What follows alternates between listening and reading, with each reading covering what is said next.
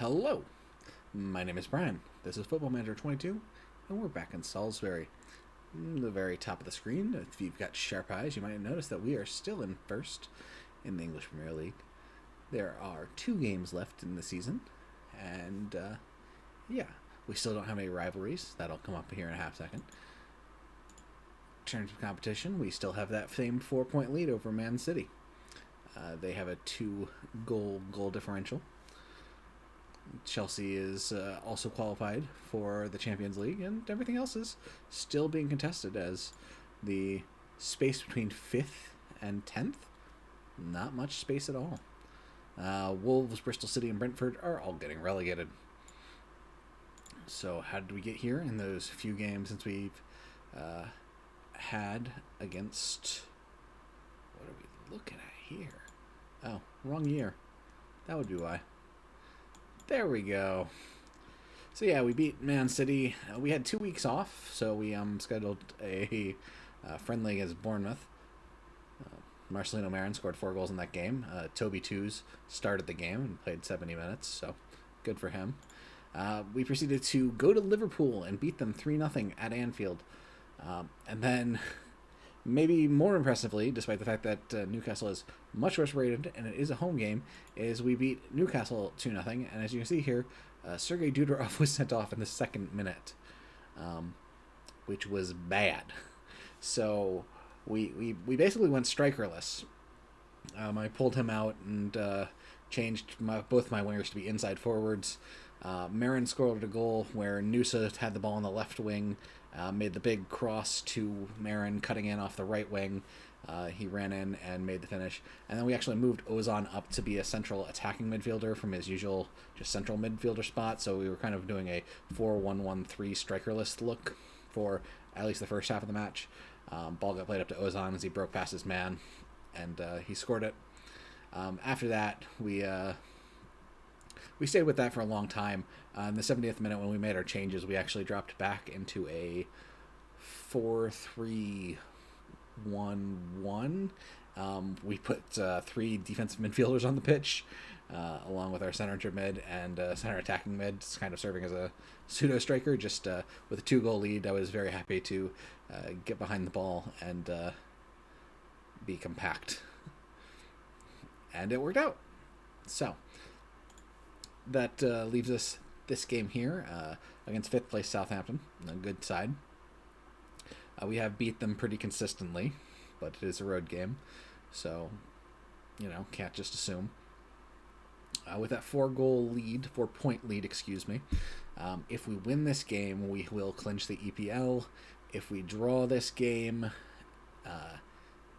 Man City needs to win. Otherwise, we clinch the EPL. If we lose and Man City loses, then we clinch. So we will have to keep an eye on their game going off at the same time against Liverpool at Anfield. Yeah. They've asked me to have meetings with the team and downplay how big the game is.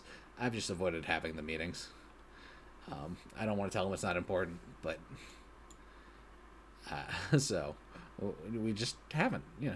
Simple. This is pretty much close to our standard top team. Sometimes we put Torres back as a center back and play Nagankum as the defensive midfielder, but I'm happy with this lineup. Herleman's been on the bench for a little bit, so it'd be good to get him back in the game starting. I don't have any strong preferences between the two. Maric is injured, so Petkov, who is again returning from injury, will be starting at right back and playing probably most to all of the game there. Come on, boys, we can do it. Hard work. Play well. Good build-up. So if Petkov does gas out, we will move Capoon out to right back, and then we will look for a substitute for Capoon at center back, whether it be pushing back Torres and putting a center defensive midfielder on the pitch, or bringing in Marcos Torres to play center back. Either of those would work, but let's see how the game flow establishes itself. We get to start off on this rainy day in South England. Ball's played back from Johansson, who is having an incredible stretch, by the way. Um, his ratings in the last two games, I believe, have just been have both been like over 8.0s. He's been doing astonishingly well. Ooh, Liverpool scores in the 6th minute to go up on City.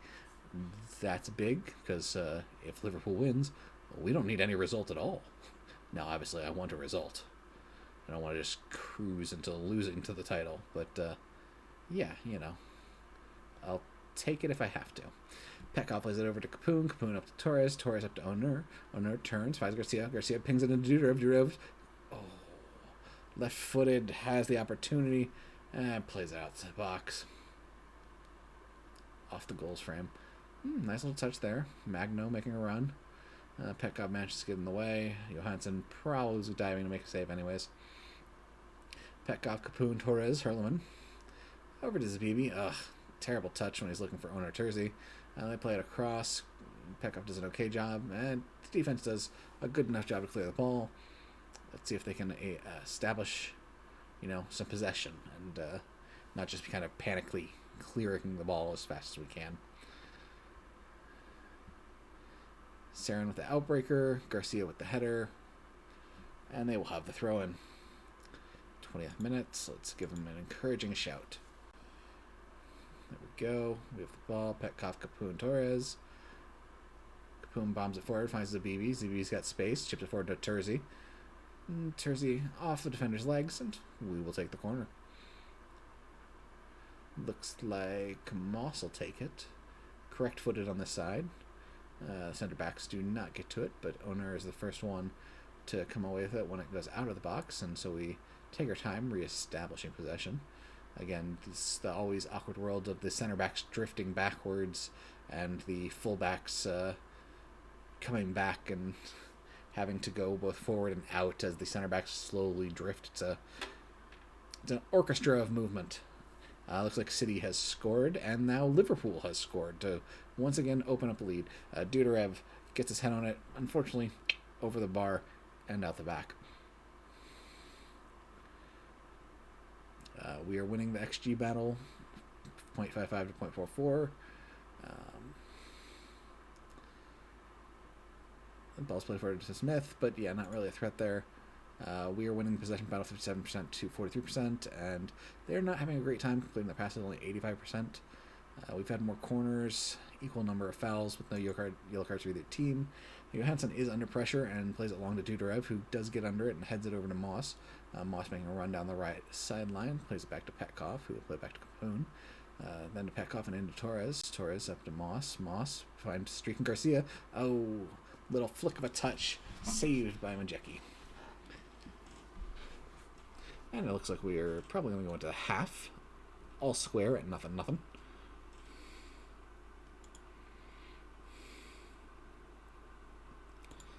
I'm proud of your work so far. Keep going. Let's do this. Let's get the win. Livermento bombing down the right sideline. Garcia does just enough to get in his way and dispossess him. Ball goes to Zabibi, and, that's how it is. 51st minute. Petkov will initiate the attack. Over to Torres eventually. Dudarev. Garcia turns, looks, fires. Edgar Garcia with his 10th goal of the year, joining the double-digit goal club of Dudarev, Marin, Terzi, and Ozan. And Nusa. So many double-digit scorers. I mean, all of them are in double digits, and you add them all up, and they probably just barely get close to Erling Haaland, who I looked and has over 50 goals on the year at 33. But hey, apparently the rest of our team around us is better than the team around Haaland. That's the important thing. So suck it, Man City. I looked at the Europa League standings. The finals are coming up soon. Napoli did not make the... Okay, well, that's a bit awkward. Our two most tired players are Petkov and Capoon. I guess we can play Nagankum kind of wrong-footed at right back, and we can bring in Marcos Torres at center back.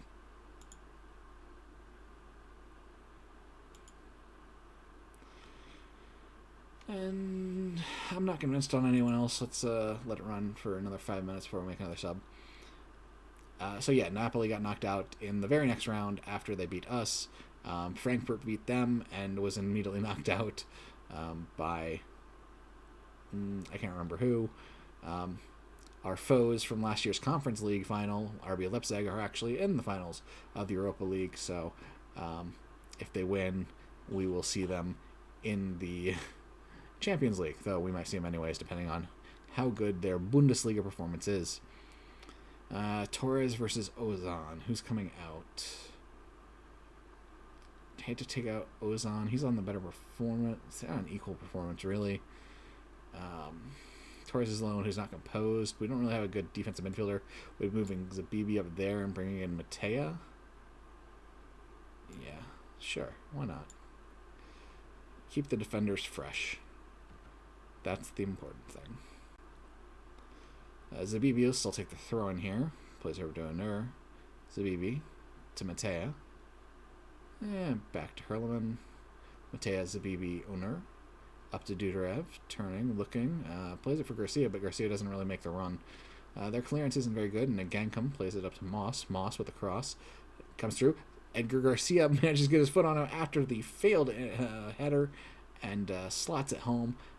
I don't even know what they're reviewing. That looks like a goal all the way to me.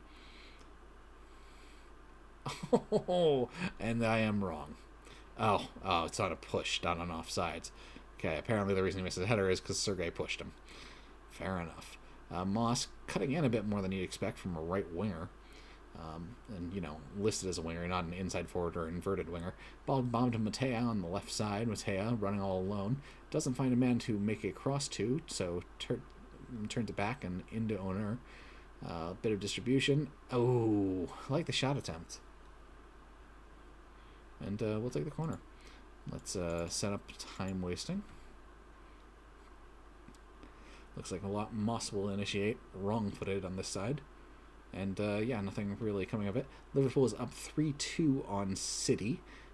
They had an injury in the 30th minute, but that meant they probably did get a replacement. Garcia will initiate for us, bombs it forward into a mass of people. No one comes away with it. When it's headed clear, they are the ones who take possession, but they just decide to bomb it down the pitch, and Nagankam will be the first one to it relatively easily.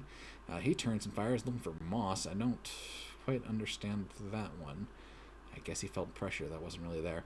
Anyways, Matea gets the header on the backside on the long cross, and we start attacking the other way. Garcia, what are you doing, buddy? That guy's... Yeah. Like I was about to say, he is so offsides. It is not even close. Johansson will initiate, plays it over to Torres. Torres back to Johansson, who will bomb it forward. We have 4 minutes of stoppage time, and we are in the second of them. Their corner. Johansson with the quick hands knocks it over the top of the net as they played it to the back post. It looks like it'll be an outbreaker this time. But they played it in the middle where our 6'7" giant, Torres, kind of easily dismisses it. Ball goes up to Dudarev, who then plays it to Moss as we get out and stretch out our lines a little bit to create some passing angles. Torres lumps it forward. This will give Southampton what might be their last chance. Unfortunately, their ball played to their striker. Runs long, and Herleman gets to it first. But again, we are just kind of bombing it forward rather than trying to maintain possession. Luckily for us, they just kind of, again, kick it wide. It's a good spot for them to pressure, but there's not enough time on the clock. We burn it out. 1-0 Salisbury. We defeat our pseudo-rivals Southampton. Proximity in a couple of big games a couple of years ago, but they have not beaten us in a while. And, enjoy the celebration. It's not as good as celebrating at home. That'll be the next game. But, hopefully a large number of our fans were able to travel down from Salisbury to Southampton, one of our home away from homes.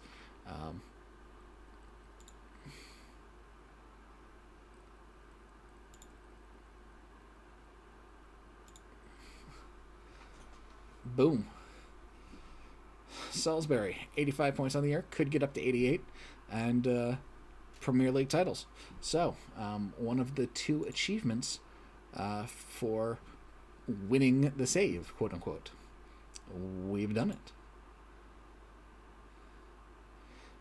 We've interrupted Man City, though, by the way the pattern's been going, Man City will just win it next year. But hey, you damn right I'm the most successful American head coach of all time. I took Salisbury to the Premier League championship. Yeah. And yet we're still going to have Phil take the press conference. I ain't about that life, fam. All right. So thank you for joining me for another successful year of Salisbury football. As I kind of mindlessly go through the scouting information. I need to offer Fabio Torres a contract sometime soon. I promised that. I'm going to deal with Timothée Capoon complaining as I left a promise in his contract that he'd be played as a no-nonsense central back. Ugh. Which he has like the last 2 games, but for the first stretch, he did not since the contract signing. So, it's one of those things where a lot of people complain, and I think rightfully so. Like, dude, you've been playing as a center back. What's the functional difference between a no-nonsense center back and a center back? Like, central defender, dribble less, shoot less often, hold position. No nonsense center back. More direct passes, take fewer risks, dribble less, shoot less often.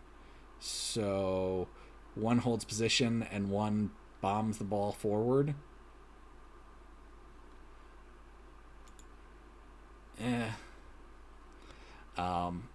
Hopefully we'll find a way to assuage his fragile ego.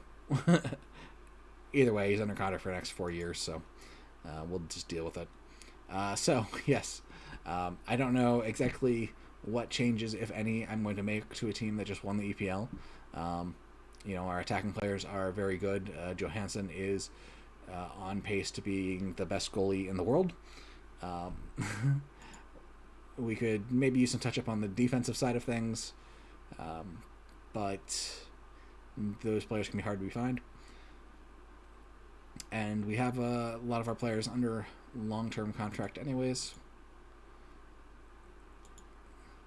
Our only expiring player is Noah Winter, who is injured. Well, at least who is at the club currently.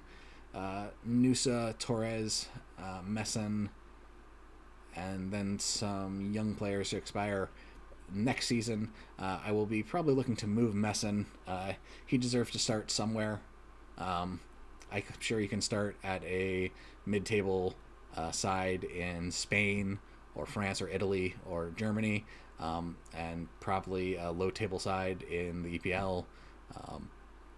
And he deserves that to make sure he stays as Costa Rica's goalkeeper for their national team. So we'll try and find a new replacement, one who's cheaper than $2.9 million for a backup goalkeeper. We'll be giving Torres a new contract. News is hard to say. He's 29. It's probably time to move on from Antonio Nusa, which is a ridiculous thing to say. He scored 10 goals, had 12 assists, and 27 appearances, and a 7.35 rating. But he is 29. He's not getting younger. His attributes are beginning to fade a little bit.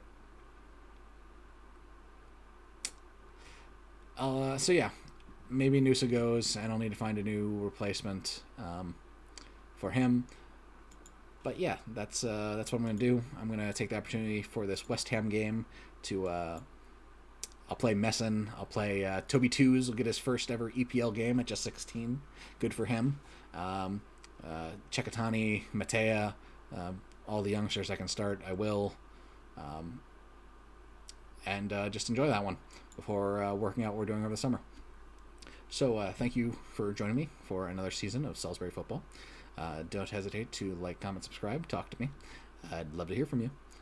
So I hope you have a lovely day or night, whatever it is, wherever you are. And I will see you soon with next season and Champions League football. Bye.